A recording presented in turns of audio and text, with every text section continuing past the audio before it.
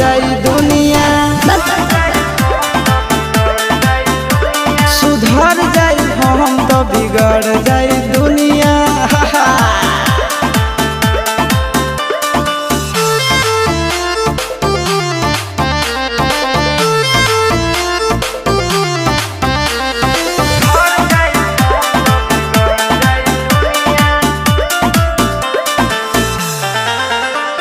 भले होई फांसी गइल बदमाशी छूटी ना काहे जानेला पर खंड जानू हमारो घमंड कबो टूटी ना।